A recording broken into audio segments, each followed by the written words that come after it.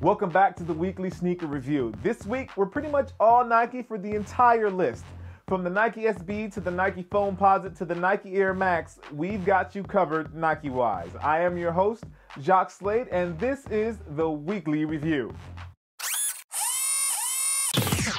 KicksOnFire. The Nike SB Dunk Low Space Jam appeared last week and drove people absolutely crazy. The model mixes the best in skateboarding and one of the most coveted basketball sneakers together to create a truly unique silhouette. Now, the model uses black patent leather all over the upper with the exception of the side panels where we have a mesh pattern. Also, the shoe takes a couple more cues from the Space Jam 11, such as round laces and a translucent outsole.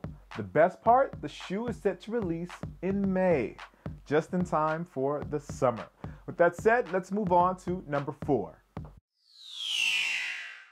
Another day, another Foamposite. This time it's the Nike Air Foamposite 1 in black and electric green.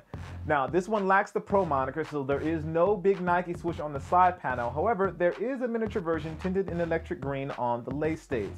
That same electric green repeats on the translucent outsole as well as on the heel tag and on the tongue tag. Right now, we have no release date. However, you can sit here and look at these pretty pictures. See, wasn't that nice? We'll let you know as soon as there is a release date. Let's move on to number 3. We see a lot of shoes here at KicksOnFire, and sometimes we see samples that we really have no interest in, but this is not one of those cases. Courtesy of Way Easy, we get a look at an Air Jordan 8 Sky Jordan. Now, for all you people hitting me on Twitter, these are just a sample and they do not have a release date, so I'm sorry. It bothers me just as much as it bothers you. I love the white, the black, the paprika. They just really meld really well and make the shoe really pop. But unfortunately, these are just a sample and we have just these pictures to look at. These are definitely a throwback to when shoes were made with care and with quality. I just don't see them making them like this anymore. That said, let's move on to number 2.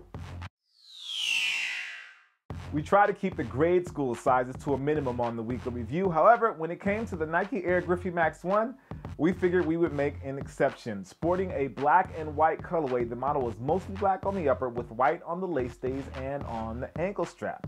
Other details include a white midsole and King Griffey's number 24 in black on the ankle strap. Again, these are just grade school sizes, and so I know we want them, but unfortunately it doesn't look like we'll be able to get these. With that said, let's move on to number 1. And coming in at number 1 is the Air Jordan 7 Bordeaux. Now, I know it seems weird that we have this shoe as our number 1 pick. However, the shoe just became official. Jordan Brand officially announced this week that the shoe will be releasing on April 16th.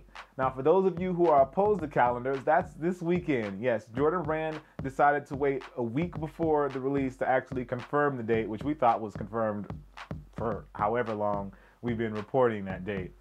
Now, for the OG crowd, this is going to be quite a weekend considering the Bordeaux hasn't been released since it was originally back in 1992. That's before some of you guys were even born. Think about it. Now, the shoe will be priced at $150, and far as I know, it will be available at most of your retail locations.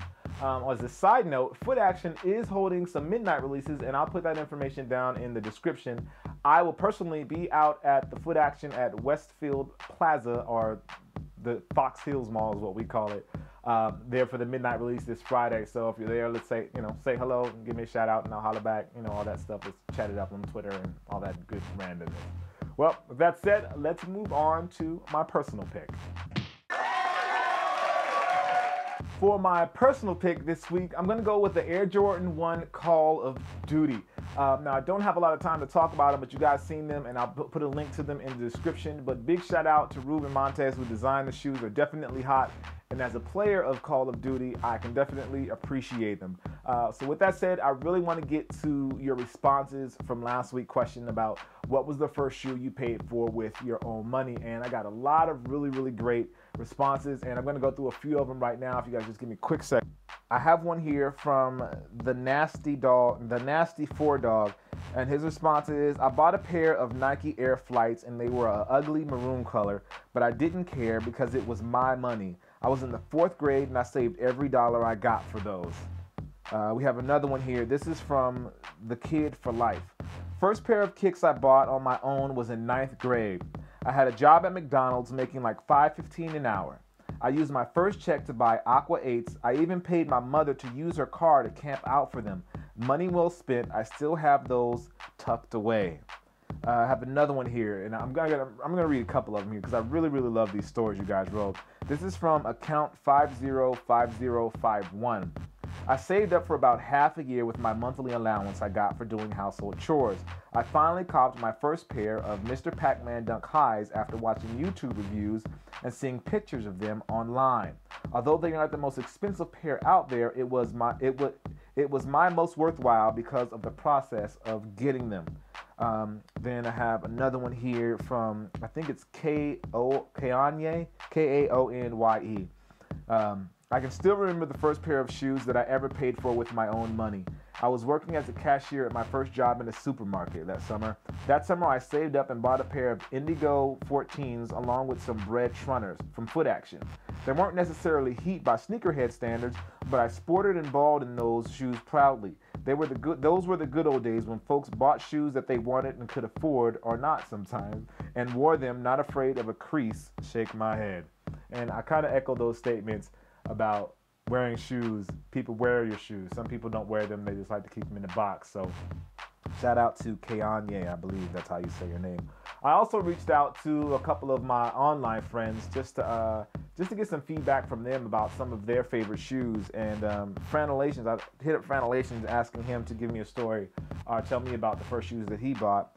And this is what he said. The first shoe that I ever paid for was the Nike SB De La High back in 2005. At that time, I didn't know anything about SBs. I ended up finding my pair on a site called SoulStop. I paid what was at the time a rate price of $200, but we all know they go for more than that now, and you almost never see them in a 6.5. So another person that I reached out to was Marcus Troy of MarcusTroy.com, and he hit me back and he said that his first pair of shoes that he paid for with his own money was the Air Max 95. He didn't give me a colorway, but the Air Max 95 from Marcus Troy. Definitely tells you that we've all come a long way in our sneaker collecting, and it's something that we're all definitely proud of our first pair of sneakers. I myself am proud of my first pair of sneakers, which was not even halfway as fancy as what you guys bought. I just bought a pair of Chucks. I lived in LA, and a lot of people in LA wore Chucks, so I wanted a pair of Chucks, but my mom thought they were for gangsters, so I saved up and bought them myself, and I had a black and white pair of Chucks. So my story's not as fabulous as some of your stories, but you know, I'm black and white Chucks because I wanted to be a gangster when I was a kid, and I'm still a gangster, for those that don't know.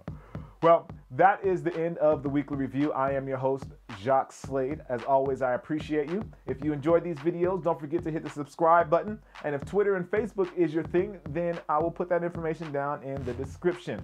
I am your host, Jacques Slade. This is the weekly review, and I will see you all next week, or unless I see you Friday at Footaction.